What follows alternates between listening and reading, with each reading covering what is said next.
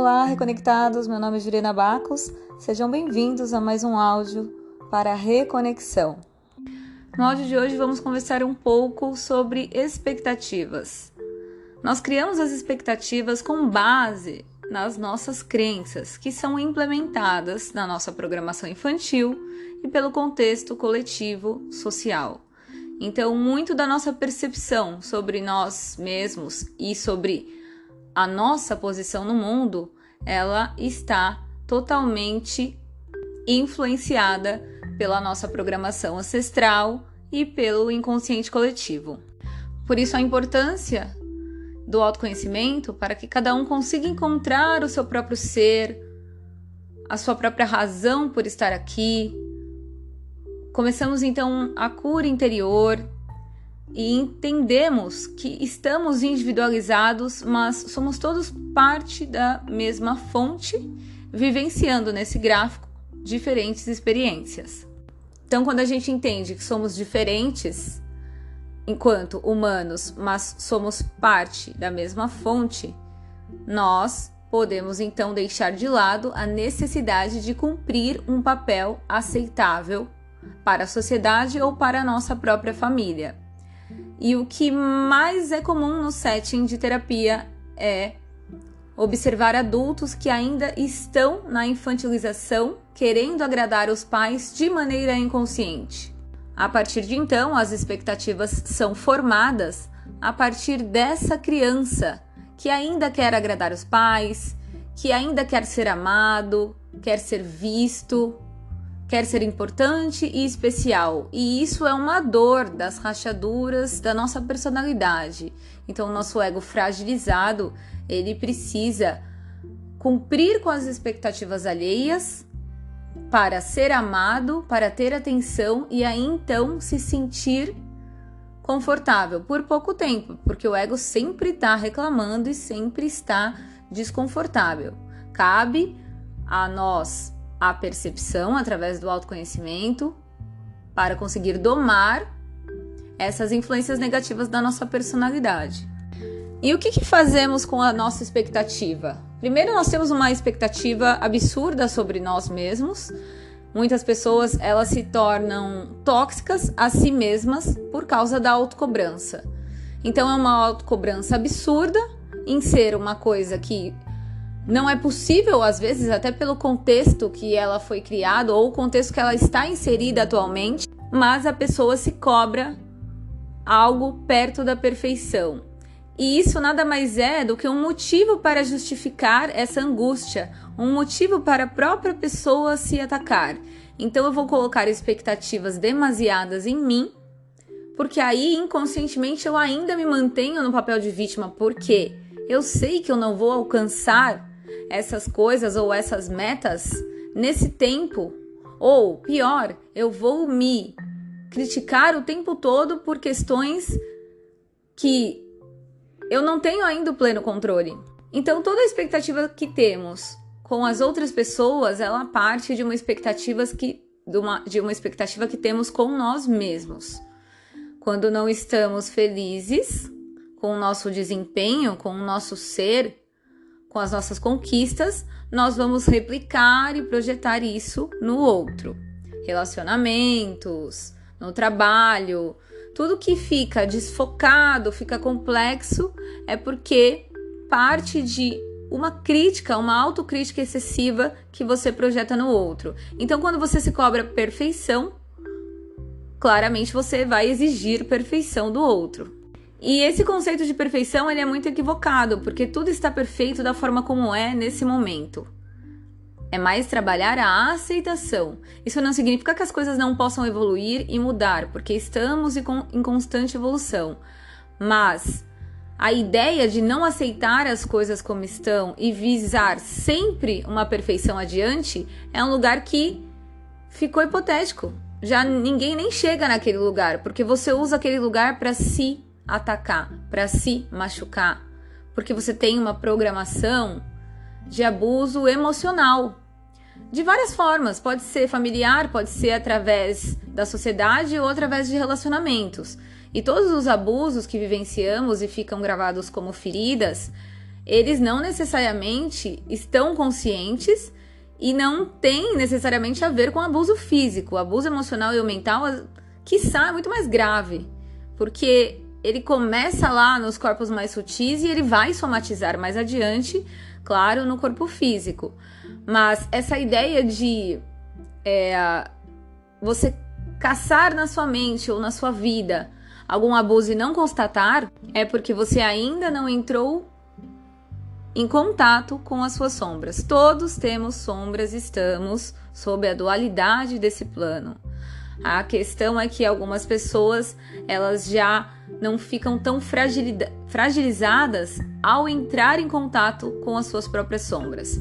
E no dia a dia, como que nós vemos as nossas sombras? Através dos inconvenientes, das nossas relações dissonantes, dos nossos desafios.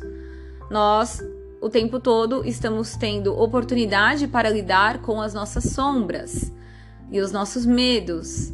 E também devemos aprender a ser vulneráveis a essa ideia de controle, porque no fim não estamos no controle. Quem está no controle é o nosso eu superior. Por isso a importância de se reconectar com a sua fonte matriz que planejou o seu plano encarnatório, para que você não se perca tanto em sofrimento e no vitimismo. Aceitação é sempre o caminho. Então vamos aceitar as coisas que são nesse momento presente. A partir daí, da aceitação, vamos nos acolher. Então você se acolhe. E a partir de então você ganha forças para conseguir modificar a situação. Quando você tem uma expectativa muito nivelada no que você quer, você não abre muito para outras opções. Isso é uma forma também de se bloquear. Você vai se bloqueando dentro das suas expectativas, porque a sua mente criou que aquela é uma zona de conforto. Então você coloca todas as suas idealizações para um parceiro, para um trabalho, para uma casa, porque aquelas idealizações, elas representam segurança e uma falsa ideia de controle. Mais cedo ou mais tarde, o universo vai te mostrar que as coisas são instáveis e que a instabilidade é necessária para a evolução. Quando temos muitas expectativas, nós não deixamos as coisas fluírem do modo que elas precisam fluir, sem tantos sofrimentos, sem tantas cargas negativas. As expectativas também criam cargas negativas, porque, como foi falado no início do áudio, expectativas demandam cobranças excessivas a nós e ao outro.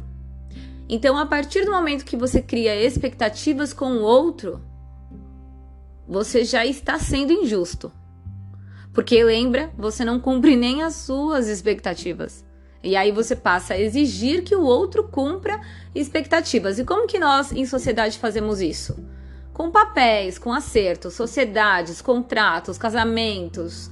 Você vai me prometer que hoje, no dia de hoje, você vai me prometer que não fará nada que eu não aprove. Você vai me prometer que vai ser sempre assim, porque assim eu decidi que é confortável para mim.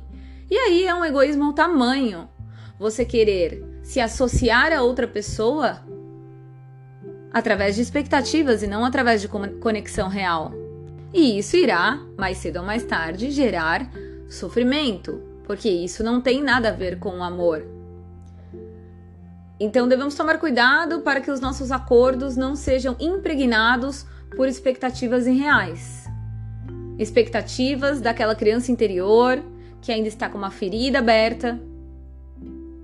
E se você não trata em terapia, se você não busca o autoconhecimento, essa ferida vai ficar latejando e vai espirrar para todos os lugares, todas as pessoas. E aí, às vezes, você vira um adulto amargo, um adulto no vitimismo, um adulto fraco, sem coragem, esperando o milagre dos céus, porque você também não sabe que você está lá nos céus também, cocriando a todo momento esse plano de realidade. Exigir que o outro seja diferente para te agradar, para te trazer conforto e segurança, é injusto com todos os envolvidos. O outro estará do seu lado enquanto for harmonioso e divino. Aquele trabalho, aquela sociedade estará no seu caminho enquanto for harmonioso e divino. A hora que aquilo não servir mais para a sua evolução, aquilo irá se dissipar naturalmente. Se você ficar segurando, você irá se machucar. Porque quando você segura algo ou alguém, você está preso numa ideia egóica que as coisas têm que ser como você planejou e sonhou. Não importa se você sonhou e planejou aquilo através das suas dores. E não é assim que funciona o universo e as leis aqui regentes. Nós precisamos deixar soltar, trabalhar sempre em nós mesmos, o tempo todo em nós mesmos, para então pararmos de colocar expectativas no outro. O outro também é humano. O outro pode ou não estar num desenvolvimento ativo, mas ele está passando pelas coisas que ele necessita, e até mesmo o ato de ajudar o outro e esperar que o outro se cure é egoísmo. Você está entrando no caminho de alma da outra pessoa, e a partir do momento que ela não te pediu ajuda direta e você começa a oferecer ou a querer influenciar o caminho da outra pessoa com a desculpa que isso é amor, isso na verdade são suas dores projetadas na pessoa. E você cria uma expectativa que a pessoa vai se curar. E eu já cansei de atender muitas pessoas que começam a querer mudar mãe, pai, parceiro através do olhar delas mesmas. E não é assim que funciona. Porque todo mundo tem o eu superior, todo mundo tem uma equipe gigantesca de mentores. Então o que cabe a nós? Cabe a nós cuidarmos das nossas expectativas e deixar o outro viver o que ele tem que viver. Se os caminhos se cruzarem, ótimo. Se não se cruzarem, ótimo também, porque o plano encarnatório é perfeito da forma como é. E nós continuamos a criar o tempo todo novas experiências que são condizentes com o nosso estágio de evolução. Então o caminho é para dentro. Você evolui e você vai cocriando uma realidade nova. Você evolui e você vai aprendendo a soltar as expectativas sobre si mesmo, porque hoje você já é melhor que ontem e amanhã você vai ser melhor. Porque a evolução é uma constante desse universo. Mas o quanto mais você se cobrar e colocar expectativas em si mesmo, mais você será rígido com os outros, que nada mais são do que uma projeção de você mesmo.